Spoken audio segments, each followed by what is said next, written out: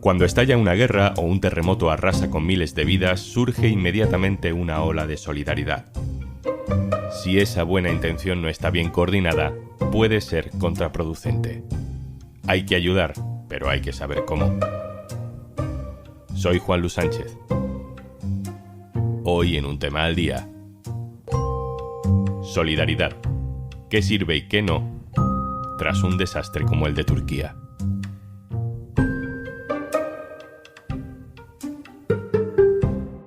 Una cosa antes de empezar. Hola, soy Juanjo de Podimo. Me asomo por aquí para recordarte que por ser oyente de Un Tema al Día, tienes 60 días gratis de Podimo para escuchar miles de podcasts y audiolibros. Entra en podimo.es/al día.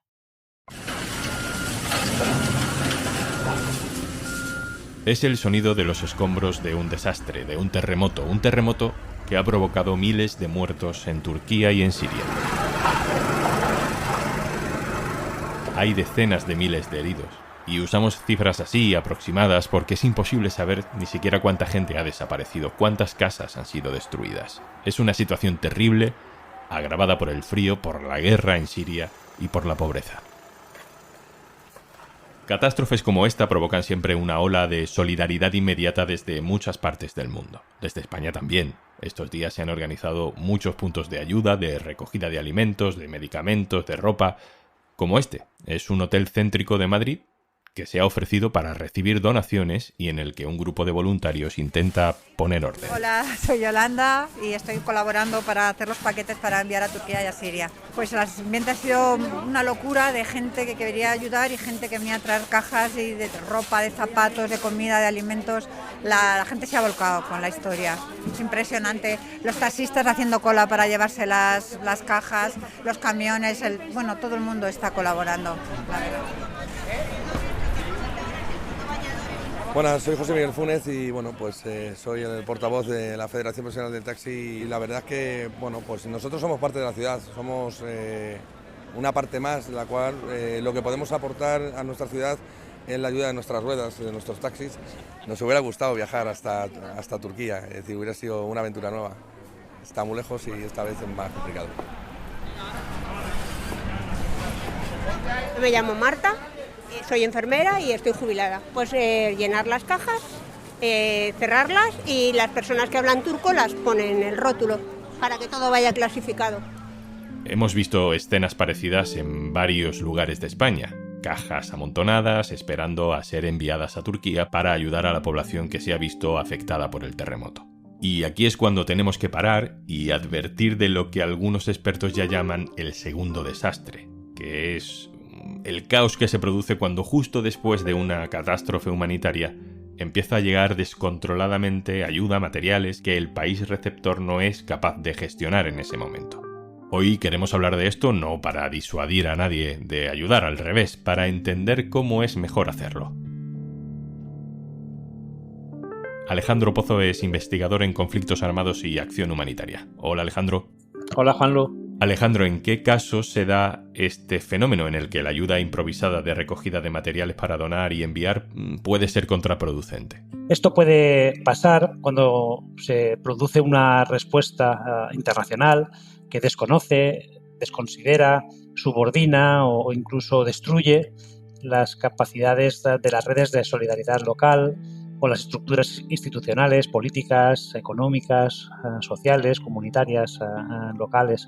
Desconocemos que el grueso de la respuesta a las crisis humanitarias, como también ocurriría aquí, está proporcionada por las propias poblaciones que las padecen, por la solidaridad familiar y comunitaria, mientras que la respuesta extranjera suele suponer una parte menor. Esto no quiere decir que no pueda ser necesaria, y lo es muchas veces, pero cabe situar a cada uno en su lugar.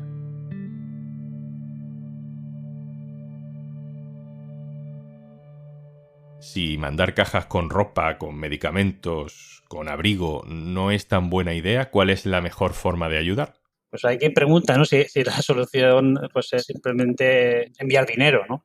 Y yo creo que no es la solución, pero en el ámbito de lo individual es en general lo preferible. Madrid está a más de 3.500 kilómetros de Gaziantep, en una montaña de burocracia fronteriza, dificultades logísticas, lingüísticas, de seguridad.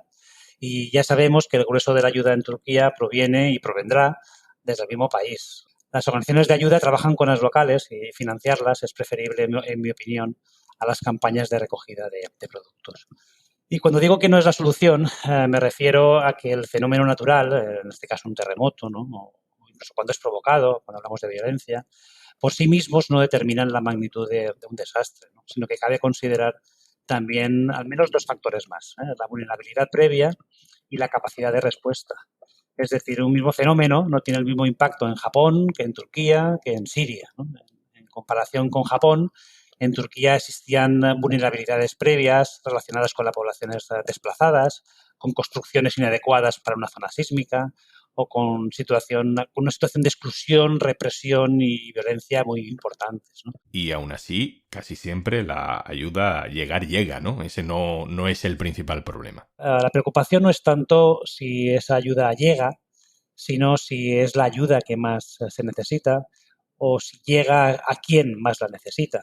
Por ejemplo, el reparto de las donaciones no es una tarea nada sencilla. Por ejemplo, las últimas, a través de autoridades locales o líderes, facilitan la logística para una organización humanitaria y son más rápidas, pero existe un riesgo manifiesto de abuso de poder, de discriminación o privilegio de colectivos y reconocimiento de quien quizá no sea un representante tan legítimo como asegura, ¿no? Y todo esto puede ser difícil de evitar en contextos de tensión política o social o en conflictos armados, ¿no? A veces el acceso a los recursos donados es mayor para las personas relacionadas con los más poderosos que con quien más la necesita, ¿no?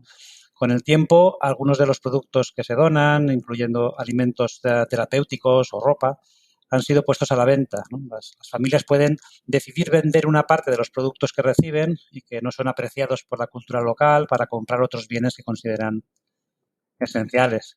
Creo que el balance de la ayuda es en general muy, muy positivo, pero ciertamente la ayuda puede producir un impacto negativo, no intencionado, en las mismas personas a las que se pretende ayudar. Este impacto ha sido exagerado fuera del sector y minimizado en su seno, pero este riesgo existe y es inherente, aunque no siempre se reconozca e incluso existe en el caso de un desempeño excelente. Alejandro, ahora vuelvo contigo, pero hemos preguntado a una de las grandes organizaciones que trabajan sobre el terreno, que ya tiene equipos entre los escombros del terremoto, qué es lo que necesitan realmente. Este es Aitor Zabalgo Gascoa, de la Unidad de Emergencias de Médicos Sin Fronteras.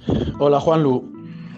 La mejor manera de canalizar la ayuda a Turquía y a Siria son las donaciones económicas. Transportar una manta o transportar un potito desde España, desde Alemania a Turquía no es rentable para nada. Con ese costo se puede pagar muchísimas más cosas en el lugar de origen. Entonces, en el lugar de origen de la tragedia. Entonces, Turquía tiene un mercado grandísimo que se puede utilizar a pesar de que todo el país, hay muchísima parte del país afectado, pero hay mucha parte del país que no está afectado y en el cual, para que las cosas lleguen, es muchísimo más sencillo. Entonces, tiene sentido, por ejemplo, hacer recolección de ropa y de comida en el propio Turquía para mandarlo inmediatamente desde allí, pero no tiene sentido mandarlo desde fuera. Y yo creo que lo más razonable es eso, entregar donaciones económicas a las organizaciones que la gente piense que están haciendo un trabajo o no, e informarse del trabajo que hacen. Esto es lo ideal. Las grandes ONGs, las grandes organizaciones sociales suelen pedirnos donaciones de emergencia en estos casos. Lo hacen además con mensajes muy sencillos. Y a lo mejor ese mensaje tan directo, Alejandro, nos hace pensar a veces que cualquier pequeño colectivo puede hacer ese trabajo. Yo creo que el sector humanitario no ha sabido explicar bien la complejidad de su trabajo en esos lugares. Quizá, y entre otras razones, por el miedo a no ser comprendido o a que ese riesgo inherente no sea tolerado por la opinión pública y, por tanto, por los donantes. Considero contraproducentes los mensajes que nos dicen que con unos pocos euros al mes se vacunan o se alimentan a centenares de niños, porque la realidad es mucho más difícil, mucho más cara, y se banalizan esfuerzos mayúsculos que, bien explicados, podrían y deberían ser bien entendidos por la opinión pública. Lo que conviene no es imponer medidas más restrictivas ni evitar la asistencia en zonas de guerra o zonas difíciles, sino más bien promoverla, porque coincide estos contextos con lugares con necesidades extremas y con capacidad de respuesta muy reducida. pero lo cierto es que la acción humanitaria no ha llegado a muchísimas personas que en teoría eran prioritarias y cabe explicar esa complejidad cuando existe, ¿no? Reconocerla y enfrentarla, no, sin evitarla. Alejandro Pozo, investigador en conflictos armados y acción humanitaria, muchas gracias. Muchas gracias a vosotros.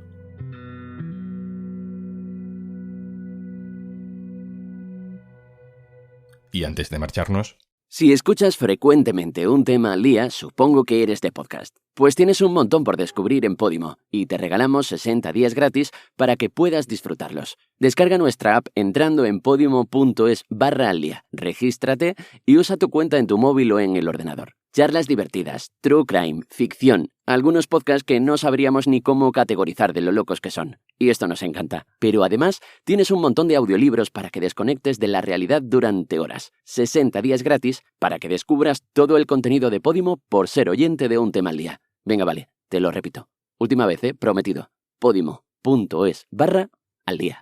Esto es Un Tema al Día, el podcast del diario.es. Si te gusta lo que hacemos, necesitamos tu apoyo. Hazte socio, hazte socia en eldiario.es/socio. Este podcast lo producen Carmen Ibáñez, Marcos García Santonja e Izaskun Pérez. El montaje es de Pedro Nogales. Yo soy Juan Luis Sánchez. Mañana, otro tema.